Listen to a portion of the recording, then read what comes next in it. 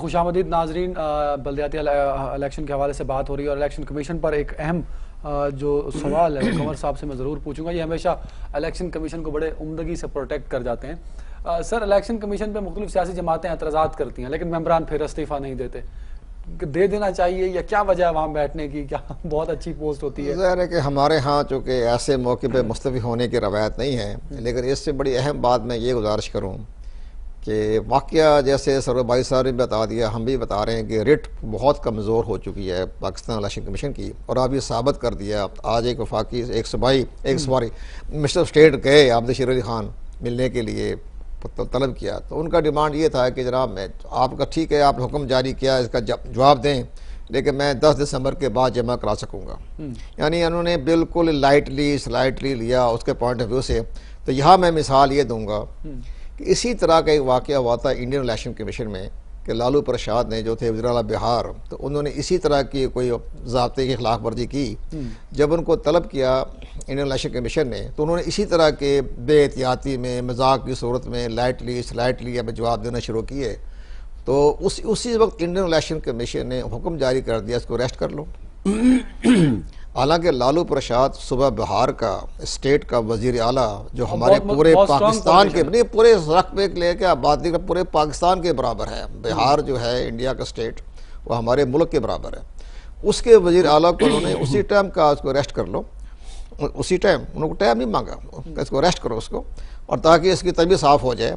तो उसने कहा जी मैं वज़ीर आला हूँ, जैसे अब पता है उसको बात करने का अंदाज़ उसका। उन्होंने कहा जी आपने जिस अंदाज से बात की ना, तो हमारी रिट पर आपने हमला किया है, अब हम बताएंगे हमारी रेट क्या होती है। ठीक है। तो अब अब इन्होंने एक आबिद शरीफ अली साहब कह रहे हैं कि हम उसका 10 दिसंबर के बाद जवाब देंगे, या बाहर निकल के उन्होंने, तो लगता है कि इलेक्शन कमीशन आबिद शरीफ अली का मतायत है, बस ज़ाहिर ने कोई असर नहीं लिया ना। हम तो बार बार ये कह रहे हैं कि इस मौके पर इलेक्शन कमीशन को अपने 4 मेंबर बैठे, फुल बेंच बैठा हुआ है, उसी टाइम उनको एक्शन लेना चाहिए था। वो एक्शन, हालांकि पावर है, इख्तियार मौजूद हैं, लेकिन वो नहीं करते। जो हमारा जो लॉ है एक्शन, वो भी इतफाक से उसका भी आर्टिकल 6 है, वो इलेक्शन कमीशन का अपना कानून है जो एक्ट पास हुआ है असेंबली से, उसको भी आर्टिकल 6 लाता है। उसके तहत जिसको चाहे जेल भेज दें, अच्छा वो कम्बल इख्तियारात हैं, इलेक्शन वाइड कर दें, वो जेल भेज दें। हमारे उसे काजी फारूक साहब CEC वो कहते थे इसको छुपा के रखें, इस कानून को आए, इतने इख्तियारात हैं कि लोग हम पर डिमांड करेंगे आप उनको इस्तेमाल करें, इतने इख्तियारात हैं, तो इस्तेमाल ही नहीं किया। आज मौका था वो आर्टिकल 6 लगाने का, वो नहीं किया, इससे इसकी रेट कमजोर होती जा रही है ना इलेक्शन कमीशन पाकिस्तान की। अगर मेंबर इस्तीफा ना दें, ये तो खैर मैं चलो सियासी बयानात इस्तीफा ना दें, इल्ज़ामात साबित नहीं हो सके। अब तहरीक इंसाफ की कितनी बड़ी एक नादानी है, नादानी समझ लें, बेपरवाही समझ लें, या कानून से वाकिफ नहीं। उनके एक मेंबर ने कोई लायर फोरम का कोई संधू, उसने जुडिशल कमीशन में दरखास्त दे दी इन इलेक्शन कमीशन के अला के, सादा कागज़ पर लेटर पैड PTI का इस्तेमाल किया और कोई सबूत नहीं किया, वो उन्होंने ख़त्म कर दिया, रिजेक्ट कर दिया। उससे बहुत ज़बरदस्त नुकसान पहुंचा PTI को कि आज अखबारात में इदारे भी लिखे जा रहे हैं, प्रोग्राम भी हो रहे हैं, यानी इस कदर उसे लापरवाही किस तरीके से उसे दरख्वास्त जमा करें। आज PTI के नईमुल हक साहब ने बयान जारी करना पड़ा, जी हमारा उससे कोई ताल्लुक नहीं था। यानी ये हमारी सियासी पार्टियों ने उसे ऑन ही नहीं किया। इससे मैं कह रहा हूँ हमारी पार्टियाँ भी कमज़ोर हैं, इसी तरह हमारे इदारे भी कमज़ोर हैं और हमारा सिस्टम भी कमज़ोर है। इसलिए ऐसे हो रहा है कि हर पार्टी जो है वो सीरियस नहीं हो रही। ठीक। अच्छा बारी साहब, 2013 के इलेक्शन में धांधली का इलेक्शन कहा गया, बड़े धरने भी हुए और कई हल्के उस पर खुले भी, सही दोबारा इलेक्शन भी हुए। क्या फ़र्क था 2013 के इलेक्शन और अब का जो बल्दियाती इलेक्शन का पहला मरहला गुजरा है? कुछ इम्प्रूवमेंट नज़र आई? कोई फ़र्क नहीं है, जैसे वो था वैसे ही है, वैसे ही है, बिल्कुल 100%। उस पर धरना हुआ, इस पर धरना नहीं हो रहा, इतना फर्क है? धरने की जरूरत ही नहीं है। मतलब ये कि ना किसी को कुछ कहने की जरूरत है। आप इलेक्शन कमीशन की वो जो बहुत ही इनफेमस रिपोर्ट है जिसके बाद में उन्होंने कहा हमारी रिपोर्ट नहीं है ये, वो मुझे नहीं मालूम, अभी भी शायद इलेक्शन कमीशन की वेबसाइट पर हो, वो उस रिपोर्ट को आप पढ़ लें, उसमें कोई 300 कुछ तो रिकमेंडेशंस हैं। वो इलेक्शन कमीशन के जो मॉनिटर्स थे जो उन्होंने डिप्लॉय किए थे 2013 के इंतखाबात में, वो उनकी रिपोर्ट है। ठीक है। उनके अपने मॉनिटर्स की जो फाइंडिंग्स हैं, जो उन्होंने फोकस ग्रुप डिस्कशंस किए DROs के साथ, ROs के साथ, पोलिंग ऑफिसर्स के साथ, सिविल, वो सारी जो फाइंडिंग्स हैं वो काफ़ी हैं ये बताने के लिए कि इलेक्शन में भी मतलब मैं आपको दोबारा ये कहना चाहता हूँ कि ये ऐसे है कि किसी शख्स के बारे में कहा जाए यार उसकी एक टांग भी नहीं है, उसका एक बाजू भी नहीं है, उसकी एक आंख भी नहीं है, वो सुन भी नहीं सकता सही, और उसको डायबिटीज भी है, उसको ब्लड प्रेशर भी है, उसके गुर्दे भी खराब है, लेकिन वो बड़ा जबरदस्त एफिशिएंट बंदा है। ये सिस्टम ऐसा हो के मतलब यही जुडिशल कमीशन की रिपोर्ट आप पढ़ लें, हाँ। और वो जो इलेक्शन कमीशन की जो रिपोर्ट थी अपनी जो उन्होंने अपलोड की थी उसको पढ़ लें, उसमें बहुत सारी चीजें खुलकर सामने आ जाए। अच्छा कमर साहब, पहले भी बल्दियाती इंतखाबात होते रहे, इलेक्शन कमीशन ही कराता रहा, कुछ इंप्रूवमेंट नजर नहीं आ रही। जो पहले होता था अभी भी वैसा मैंने हो रहा है। आपको तस्वीर दिखाई है, ये हाँ। एक और तस्वीर है। इलेक्शन कमीशन के कोड ऑफ कंडक्ट में लिखा है कि जो कैंडिडेट हैं, पार्टियां हैं, वो ट्रांसपोर्ट फराहम नहीं कर सकते। और इन्होंने ये की। जो चिंची रक्षा है, हाँ, इनको डेकोरेट किया हुआ है। दोनों जितने भी कैंडिडेट है ये धड़ाधड़ वहां चल रहे थे लाहौर और ये हर हल्के में हुआ है सर, हर जगह हुआ है। अगर आपको मुझे नजर आ सकता है तो इलेक्शन कमीशन को नजर क्यों नहीं आता? मैं सिर्फ ये बात करता हूँ। ये कमर साहब से पूछेंगे, ये फिर बता नहीं, पहले मैं गुजारिश करूँ, मैंने ये ठीक है, सर वैसे इलेक्शन कमीशन पे आज खुल के लेकिन बोल ही आप दें ये सर। देखें नहीं, सौरभ भाई साहब ने हमारे सारे इलेक्शन की मॉनिटरिंग की है, लेकिन हमें अंदाजा ही है इतनी शिकायतें या बदअतमादी 2001 में हुए लोकल गवर्नमेंट के इलेक्शन, फिर 2005 में हुए, इतनी बदअतमादी रही थी, लोगों ने तस्लीम कर लिया, था तो गैर जमाती, लेकिन असली तौर पर इतना वो क्रिटिसाइज नहीं किया। हमारे मुबसरीन ने भी, मीडिया भी, प्रिंट मीडिया मौजूद था, उन्हें कभी ऐसी बात नहीं कही। वो चंद हल्कों में, मसलन चंद हल्कों में ये था कि फरियाल तालपुर जो थी ये नवाब शाह से हुई, नाजम थी, तो टास्क का मसला हो गया। मैं अब बड़ी अहम बात बता रहा हूँ आपको, उस गवर्नमेंट की गैर जानदारी, तो उन्होंने जब टास हुआ तो वो ख़तरा ही डाल दिया। मुझे फ़ोन आया फरियाल तालपुर का कि जो थे ना चीफ मिनिस्टर अरबाब रहीम, वो गड़बड़ करना चाहते हैं, वो डिस्ट्रिक्ट रिटर्निंग ऑफिसर को कहा कि नहीं नहीं, टास वास में हमारा कोई हेराफेरी कर दें ताकि हमारा उम्मीदवार जो है वो कामयाब हो जाए, नाज़म हो जाए नवाब शाह का। तो फरियाल तालपुर ने मुझे फ़ोन किया कि ये हरकत हो रही है, तो हमने फौरी तौर पर अरबाब को फ़ोन किया, मैंने चीफ मिनिस्टर सिंध को, कि भाई आप इस मामले में इंटरफेयर क्यों कर रहे हैं, आपने डिस्ट्रिक्ट रिटर्निंग ऑफिसर को टेलीफोन क्यों किया, ये भी ज़ाब्ता इखलाकी खिलाफवर्जी तुम कर रहे हो। आपने एक्शन लिया उस पर? एक्शन ले लिया, और वो अरबाब वो खामोश हो गया, तो इत्तेफाक से वो कामयाब हो गई। अरबाब उसके जो हुआ टास जीत गई, बारी हो गई, फिलहाल तरफ बन गई। ये हम कहते थे, इस तरह से हमने भी एक्शन लिए, अच्छा इलेक्शन हो गया। इसमें एक और बड़ी बात है कि प्री पोल रिगिंग के बारे में जो है ना हमारा वो हुआ जब से डिलिमिटेशन हुई, जब से प्री पोल रिगिंग की इन्होंने, इसके बाद इन्होंने जब डिलिमिटेशन की आड़ में जो इंतखाबी हल्के बदलने पड़े, इंतखाबी फरिश्ते बदलनी पड़ी, तो लोगों के वोट ट्रांसफ़र भी हो गए। इसके बाद अपनी मर्ज़ी का स्टाफ उन्होंने अपने सेलेक्ट किया, तमाम पोलिंग अमला, और फिर पोलिंग स्टेशन भी अपनी मर्ज़ी के इन्होंने सोचे लगाए, और फिर रिटर्निंग ऑफिसरान और डिस्ट्रिक्ट रिटर्निंग ऑफिसर पर अपने दबाव डाल के इन्होंने सारी अपनी मर्जी का तो इन्होंने बहुत स्टेप बाय स्टेप काम किया। इस स्टेप बाय स्टेप काम इसलिए किया कि हमारी अपोजिशन पार्टियां जो थी उन्होंने कोई ध्यान नहीं दिया, उन्होंने कोई होमवर्क नहीं था, उन्होंने इनकी गलतियां या पीटीआई ने तो सर बहुत जोर लगाया इधर। नहीं, पीटीआई ने चंद सर लाहौर में किया, वहाँ भी इतना ज़्यादा इनके पास इदराक नहीं था कि वो सही में आने, लाहौर में काम किया, बाकी फैसलाबाद में भी किया, चंद शहरों में किया उन्होंने, लेकिन सही तौर पर काम। नताइज आपने शुरू में बात की थी कि आज़ाद उम्मीदवारों की तरफ लोग ज़्यादा रुझान गया, तो पीटीआई एक नई जमात थी, लोगों की अटैचमेंट भी थी, लेकिन वो वोट में नजर नहीं आई। बल्कि नहीं, हाँ, आज़ाद उम्मीदवारों ने तो अपना काम दिखाया, लोगों ने पीटीआई को भी लोगों ने रिजेक्ट कर दिया। जी हाँ, वो भी हुआ है। ये देखिए, लोकल गवर्नमेंट इलेक्शन पाकिस्तान में हमेशा आप चाहे उसको जमात का लेबल लगा दें, होते लोकली हैं। बदकिस्मती तो बल्कि ये है कि यहाँ पर तो अब मैं ये कहने की जसारत करूंगा कि इवन हमारे जनरल इलेक्शंस लोकल होते जा रहे हैं, हम खुद करते जा रहे हैं उसको, क्योंकि अब पॉलिटिकल पार्टीज जो है वो विनेबल कैंडिडेट को ढूंढती हैं, यानी कि उनकी अपनी कोई वो नहीं है। इमरान खान साहब जो है इतना बड़ा कामयाब जलसा करने के बाद फिर उन्होंने हाथ पांव मारने शुरू किए कि विनेबल लोगों को लेके आए, शो अप भाई। उसके बाद आपको क्या जरूरत थी विनेबल लोगों को लाने की? क्योंकि जब आप कहते हैं विनेबल बंदा लाएं, विनेबल बंदा, तो चेंज तो ना आया, जो पहले था वही आ गया। वो विनेबल कैसे है? उसकी जहाँ लैंड है, लैंड के जरिए और पुलिस के साथ एक नेक्सस एक अलायंस है जिसमें चल रहा है। और जो आप नेशनल इंटीग्रेशन की हम बात करते हैं, यहाँ नेशनल इंटीग्रेशन की पॉलिसी अडॉप्ट की जाती है कि आप बरादरियों को स्प्लिट करें, बजाय कोहिजन लाने के आप उनको तोड़ फोड़ करके तो आप अपनी धड़ेबंदी बनाएं, और उस धड़ेबंदी की बुनियाद पर आप फिर वो विनेबल कैंडिडेट बने हुए हैं, उनका रेवेन्यू डिपार्टमेंट, पुलिस डिपार्टमेंट के साथ नेक्सस है और वो कंट्रोल करते हैं उसके जरिए और डेवलपमेंट फंड्स के जरिए। तो विनेबल जो है, जब पॉलिटिकल पार्टीज जो है वो लोगों की जो राय है उसको एग्रीगेट और आर्टिकुलेट नहीं करेगी और वो सिर्फ विनेबल लोगों को लेके आएगी, तो इसका मतलब ये है कि ये लोकल इलेक्शंस हैं।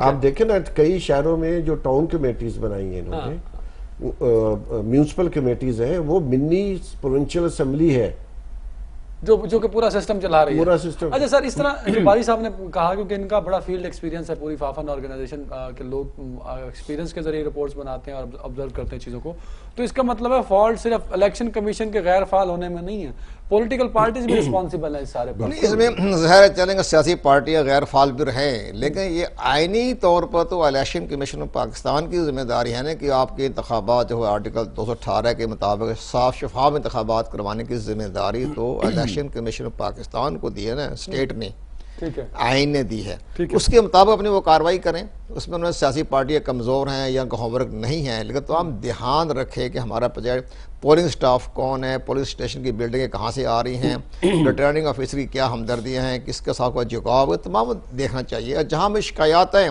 पोलिंग बंद करवा दें, नए सिरे से इंतखाबात करवा दें, रिटर्निंग ऑफिसर को तलब कर लें, रिटर्निंग ऑफिसर को जवाबदेह कर दें कि आपके हल्के में अगर गड़बड़ हुई तो तुम जवाबदेह होगे, जैसे इंडिया में है। ठीक है, इंडिया में अगर जहां भी गड़बड़ होगी रिटर्निंग ऑफिसर, हालांकि उस स्टेट का मुलाजिम है, तो आईसीएस सर्विस का आदमी है, उसकी जिम्मेदारी है।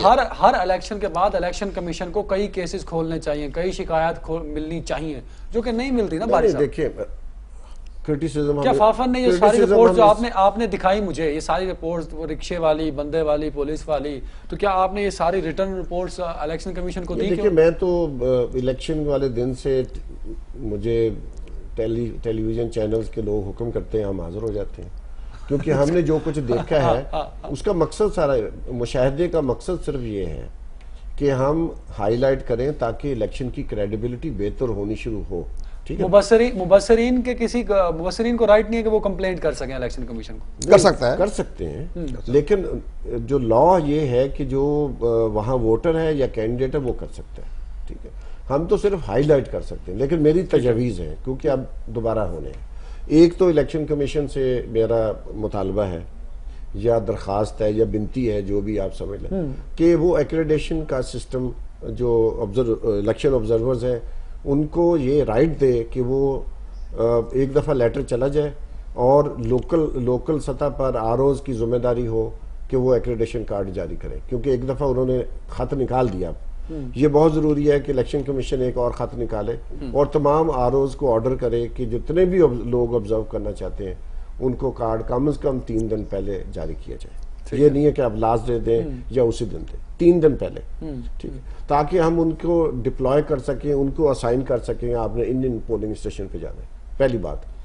दूसरी बात ये है कि इलेक्शन कमीशन अपने लोग जो मॉनिटर्स हैं, अपने मॉनिटर्स उनको डिप्लॉय करें, और अगर वो और उनके नाम जो है वो पब्लिक हो, और वो मॉनिटर हर पोलिंग स्टेशन पे जाए, नहीं, वो रैंडमली चेक करे और उसको इस तरह की जो वायलेशंस हैं, क्योंकि आप एक यकलक सारा कुछ ठीक नहीं कर सकते, मतलब कुछ वायलेशंस हैं जिनको जो विजिबल हैं, अगर वो विजिबल वायलेशंस नजर आ रही हैं तो वो जरूरी है कि वो फौरी तौर पर आरओ डीआरओ को रिपोर्ट करे और उसका सबूत हो।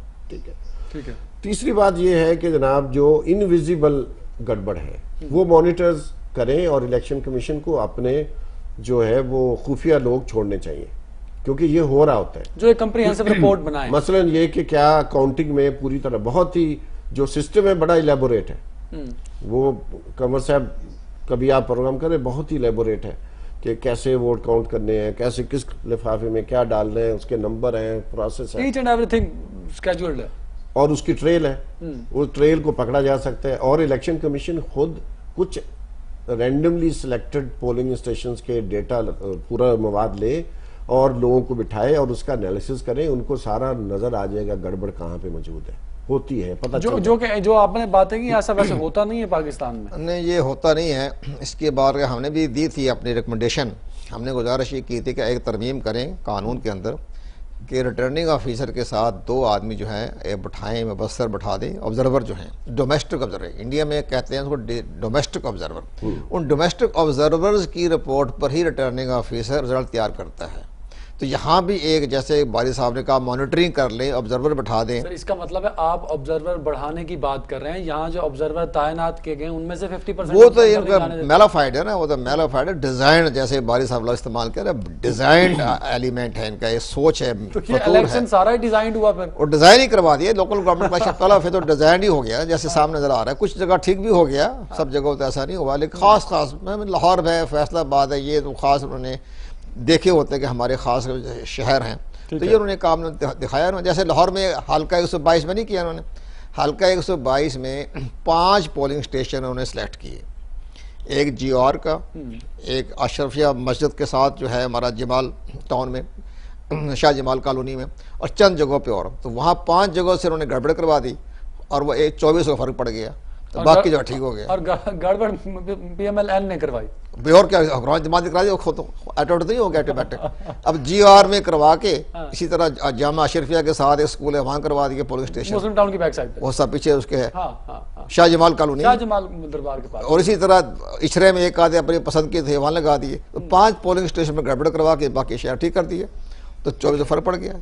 ठीक है, वैसे ये बात आप ऑन रिकॉर्ड तो बारी साहब ने सुन लिया, तो इसी पे धरना होगा फिर। नहीं, वो धरने वाले खाते में बात होगी, वो चैप्टर क्लोज हो गया।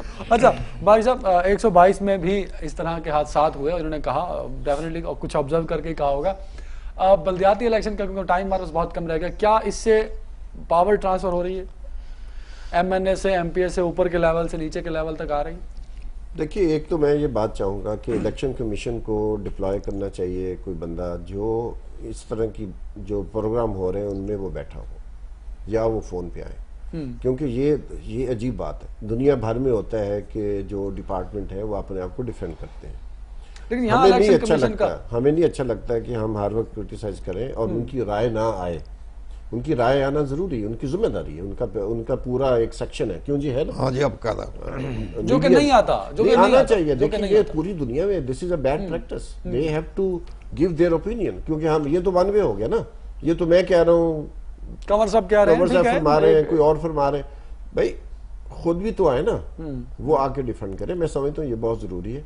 जहां तक डेवोल्यूशन ऑफ पावर की बात है, देयर इज नो डेवोल्यूशन पूरे 4 सूबों में या सिर्फ पंजाब में? नहीं, मैं ये कहूंगा कि देखें, अभी तक बलोचिस्तान में कुछ नहीं हो रहा, KPK में इलेक्शन KPK में अभी कुछ कहना जल्दी होगा, ठीक है, लेकिन वो जो उनके दावे हैं वो सिर्फ दावे ही टेस्ट करना पड़ेगा। सिंध में कोई डेवोल्यूशन नहीं है, पंजाब में कोई डेवोल्यूशन नहीं है। This is just because supreme court ने इनके सारे भागने के रास्ते बंद कर दिए थे, ऑर्डर किया था, ये ऑर्डर की बुनियाद पर इलेक्शन हो रहा है, ये नीयत से इलेक्शन नहीं होता। ये हम अदालत के एहतराम में इलेक्शन करवा रहे हैं। नहीं, बिल्कुल सही बात है, लेकिन इसके नज़र ये आ रहा है कि जब तमाम इंतखाबात मुकम्मल हो जाएंगे तो मुमकिन है फिर सुप्रीम कोर्ट ऑफ पाकिस्तान में दाखिल करके इनको सही मायने में जो इख्तियार जो आइने दिए हैं मुमकिन है उनको ऑर्डर कर दें। अब तो ये आइन की जो है ना आर्टिकल 140 हम बार बार देते हैं हवाला, उसके मुताबिकत के मुताबिक ना तो इलेक्शन हो रहे थे ना, जैसे बारी साहब ने बड़ी रिसर्च की थी इन्होंने कहा था कि 40% जो है वो नामजदगियाँ हैं, और बाकी वो तो जो नामजदगी है वो तो हमारे आर्टिकल 140A की खुलम खुला खिलाफ वर्जी है। वहाँ लिखा इलेक्टेड रिप्रेजेंटेटिव को आपने पावर देनी है, तो वहाँ नामजदगी हो गई, स्लैश डाल के दूसरा लफ्ज नहीं लिखा गया, इलेक्टेड लिखा गया। तो जब उसकी खिलाफ वर्जी, मेरा ख्याल है कि जब तमाम सिस्टम तय हो जाएगा तो कोई ना कोई साहब चल जाएंगे इसमें, जो आज़ाद उम्मीदवार बच्चे जो कल पहुंच जाएंगे अदालत में। जस्टिस साहब ने सेनेट में फरमाया है वो मेरा ख्याल काफी है, लेकिन वो समझने वालों के लिए काफी है। नहीं, उन्होंने उनके सामने कहा है, हाँ, ये तो नहीं कि छुप के कहा है, सबके उन्होंने कहा अभी नहीं चल रहा है। जब जो इंतजामिया नहीं काम करेगी तो फिर सब अदलिया को इंटरवीन करना पड़ेगा, दाखिल करनी पड़ेगी। हाँ हाँ, ठीक है, वो इंटरव्यू करेंगे वो। अच्छा सर, मुझे सिर्फ ये बताइए कि जैसे अभी कंवर साहब ने बात की, आपने पिछले प्रोग्राम में ये पॉइंट उठाया था कि लोग इलेक्ट करके सिलेक्ट करके उन्हें बता 40%, और वो 40% रेशो है। हाँ। क्या दुनिया के बाकी मुमालिक में भी ऐसा होता है? बिल्कुल नहीं है, इवन चाइना में नहीं। परसेंटेज कम होती है या बिल्कुल नहीं? नहीं, परसेंटेज देखो 3%, 7% मुशर्रफ के जमाने में थी, ठीक है। आप KPK में चले जाए, जो नॉमिनेशंस है ना होने के बराबर है, ना होने के बराबर है, 7-8% है, ठीक है। 40% सिंध में भी यही है, तो 40% इज अ बिग नंबर। और वो 40% सर हाफ हो गया तकरीबन। आप आबादी को अपनी मर्जी से नुमाइंदगी दे रहे हैं। मतलब जितने भी जो एक्सक्लूडेड लोग हैं आपने उनको जिस जिस पर्पज के लिए हमारे आइन में दिया गया है कि जो मार्जिनलाइज्ड लोग हैं उनको कोटा होना चाहिए, हमारे आइन में है, ठीक है। लेकिन ऐसा नजर ही नहीं आ रहा। आपने उनको मजीद मार्जिनलाइज्ड कर दिया है सिस्टम के अंदर। ऐसा ननकाना साहब में भी हो रहा है ना। ननकाना साहब में अब शेख आबादी को 20,000 पे तो होगी, 20-25 पे तो होगी, इससे कम होगी, मतलब उनकी नुमाइंदगी नहीं है, इवन काउंसलर तक नहीं है। जी हाँ, ये निहार है इसमें सारा उन्होंने ये बाकायदा हालांकि वो वहां इलेक्शन लड़े तो हाँ, वो पूरी यूनियन काउंसिलें कैप्चर कर सकते हैं, कर सकती हैं वो तो नहीं ये उन्हें रोका गया है या कुछ डिजाइन था कि नहीं हम ही लेके आएंगे, आप रहने दें, या माइनॉरिटीज यहाँ डरती इतना है कि वो इलेक्शन लड़ना ही नहीं चाहती? बारी साहब आप ही बता दीजिए, इस पे दोनों ही सोचने लगा कि माइनॉरिटीज पे नहीं सोचने की बात नहीं है। अभी हमने एक रिपोर्ट तैयार की है, उसकी हमने फाइंडिंग्स भी शेयर करने वाले हैं, रिपोर्ट भी माइनॉरिटीज के ऊपर। मतलब literally there is a fear among our minorities. यही वजह ना, देखिए ननकाना साहब में हजारों तादाद में सिख हैं, नुमाइंदगी नहीं, वो नहीं डरते, वो खामोश हैं, वो उनके अंदर कुछ है, उनके पास कोई पार्टी नहीं है, कोई सपोर्ट नहीं मिलती। नहीं, लेकिन देखिए इसका मतलब हम स्पेस क्रिश्चियंस ने और हिंदुओं ने लाहौर में असेंबली के सामने बड़ा भरपूर मुजाहरा किया कि ये जो नॉमिनेशन का सिस्टम आप लेके आए, हम इसको रिजेक्ट करते हैं। मतलब कोई 200-300 लोग नहीं थे, 2-2.5 हजार क्रिश्चियंस और हिंदूज अभी भी पिंडी में कई बैनर्स लगे, और वो कह रहे हैं कि हम इसको रिजेक्ट करते हैं। ये तो ऐसी, मतलब मुशर्रफ के ज़माने में एक डिक्टेटर था, हमने उसके खिलाफ कैंपेन चलाई, मैं जेल गया उसके जब उसके खिलाफ कैंपेन। वैसे मेरे ख्याल में दोनों दफा ही जेल गए हैं। ज़ियाउल हक के ज़माने में तो 54 साल सजा हुई। लेकिन मैं ये कह रहा हूँ कि मतलब ये आप उनको मुशर्रफ जैसे डिक्टेटर जो हैं वो तो उनको दें हक कि आप इलेक्शन लड़े, और यहाँ लेके आप मुसलमानों का भी वोट लेके आएंगे, आप सबके वोट लेके आएंगे तो कोई बात बनेगी, क्योंकि आप इलेक्ट होके आए हैं। अब जो 40% लोग हैं वो तो इलेक्ट नहीं होके आए, वो क्या लोगों के काम कराएंगे? अगर उनके ऊपर दबाव होगा तो क्या होगा? मतलब बात असल एक जुमले में मैं बात करना चाहता हूँ। बात यह है कि 40% अपनी मर्जी के लोग लाने के बावजूद ट्रस्ट ये नहीं है कि उनको बाख्तियार किया जाए। ये है डिलेमा हमारी पॉलिटिकल एलीट का। कमर साहब, मैं आपकी जानता हूँ ये 40% जो लाए हैं, क्योंकि यही लोग होंगे जब 2018 का इलेक्शन हो रहा होगा, तो मेरे ख्याल में अपना वोट बैंक बचाने के लिए इनको नॉमिनेट किया गया। नहीं ज़ाहिर अपनी ताकत लेने के लिए, अपनी ताकत मिल गई ना। 25% तो 25,000 तो उनका इंतखाब हो गया काउंसलरों का, बाकी जो है 40% की अपने नुमाइंदे हो गए ना, उनकी यूनियन काउंसिलों से लेकर ऊपर लेवल तक उनकी अपनी स्ट्रेंथ मजबूत हो गई। और ये आइंदा इंतखाबात पे इसका बड़ा गहरा असर पड़ेगा। जिसने लोकल गवर्नमेंट के इंतखाब जीत लिया, कामयाब हो गया, हाईजैक कर लिया, उसने 2018 के इंतखाबात पर कामयाबी के लिए कदम रख दिया। नून लीग की पॉलिसी बहुत स्ट्रांग जा रही है। बारी साहब, मैं आपसे पूछूंगा कि अभी अगर हम बात कर रहे थे पहले मरहले की, आगे 2 मराहल हैं, दूसरा और तीसरा मरहला, आप समझते हैं कि इलेक्शन कमीशन ने जो अभी चीफ इलेक्शन कमिश्नर ने भी ये कहा कि जी बहुत कोताहियां हुई हैं और कोशिश करेंगे कि उस पर ना हो, तो ऐसा कुछ होगा? देखिए जी, इलेक्शन कमीशन की ये जिम्मेदारी बनती है कि वो कौम को एतमाद में ले और कंक्रीट मेजर्स तैयार करके वो पब्लिक के साथ शेयर करे, उस पर थोड़ी सी डिबेट कर ले। अभी हमारे पास कुछ टाइम है और बहुत सारी इम्प्रूवमेंट्स की जा सकती हैं। सर आपसे मेरा ये ख्याल है, बिल्कुल अच्छी बात कही। इलेक्शन कमीशन पाकिस्तान के चीफ को चाहिए वो कौम से खिताब करें और सब कुछ बता दें ब्लैक एंड वाइट में कि अभी सूबाई गवर्नमेंट ने क्या किया, पुलिस ने क्या किया, हमारे रिटर्निंग ऑफिसरों ने क्या किया, और हम आइंदा जो है इस तरह की खराबियाँ नहीं होने देंगे और तमाम जिम्मेदारियाँ कबूल करके आगे की तरफ चलें। ठीक है, ताकि शफाफ इलेक्शन की जानिब एक मस्बत कदम बढ़ाया जा सके। बहुत शुक्रिया कमर दिलशाद साहब हमारे साथ थे। सरवर बारी साहब, आपका बहुत शुक्रिया। अगले 2 मराइल हैं, लेकिन अलमिया ये है कि जो बारी साहब ने और कमर साहब ने बातें की, और ये ऐसी गुफ्तगू है जो हम गुज़श्ता कई सालों से सुनते आ रहे हैं और इस पर इम्प्रूवमेंट कम ही कम नज़र आती है हमें। लॉ एंड ऑर्डर पे हमने बात नहीं की वक्त की कमी की वजह से, लेकिन लॉ एंड ऑर्डर की जो सिचुएशन थी वो आप सबके सामने है। कई जगहों पे टीवी चैनल्स नहीं पहुंच सके, लेकिन आपके आसपास में बहुत सारे ऐसे वाक़यात हुए होंगे जो डेफिनेटली इस बात का मुँह बोलता सबूत हैं कि हुक्मरान जमातें और दीगर पॉलिटिकल पार्टीज़ आपस में क्या करती रहीं। लॉ एंड ऑर्डर्स की बहुत बुरी सूरत हाल रही। अगले आने वाले 2 मराहिल में, जैसे वारी साहब ने मुख्तलिफ पॉइंट्स को उठाया, और चीफ इलेक्शन कमिश्नर ने कल की मीटिंग में ये बात बड़ी खुलकर उन्होंने कही कि जो कोताहियाँ गलतियाँ हुई आइंदा आने वाले मराहिल में उस पर काबू पाने की भरपूर कोशिश की जानी जाएगी और की जानी चाहिए। और हम चाहेंगे कि पाकिस्तान में साफ़ और शफाफ इलेक्शन जो हैं वो बेहतर तौर पर हो सकें। और एक बड़ा अहम इशू पिछले दिनों मीडिया में उठाया गया कि ऑब्जर्वर की तादाद बढ़ाई जाए। तो मैं यहाँ ये कहूँगा कि इलेक्शन सर पर हैं, उतने ऑब्जर्वर्स डेफिनेटली होने चाहिए। लेकिन अभी जो बारी साहब से हमें मालूमात मिली, जो ऑब्जर्वर्स अभी हमारे पास अवेलेबल हैं, कम से कम हम उन्हें कार्ड्स जो उनकी नुमाइंदगी का जो जरिया है वो 2 दिन पहले उन्हें मुहैया कर दें, ताकि कम से कम एक ऑब्जर्वर तो हर पोलिंग स्टेशन पर मौजूद हो, ताकि इलेक्शन को प्रॉपर तौर पे ऑब्जर्व कर सके और एक कम्प्रीहेंसिव रिपोर्ट इलेक्शन कमीशन तक जा सके। आज का प्रोग्राम बस यहीं तक। अपना ख्याल रखिएगा। अल्लाह हाफ़िज़।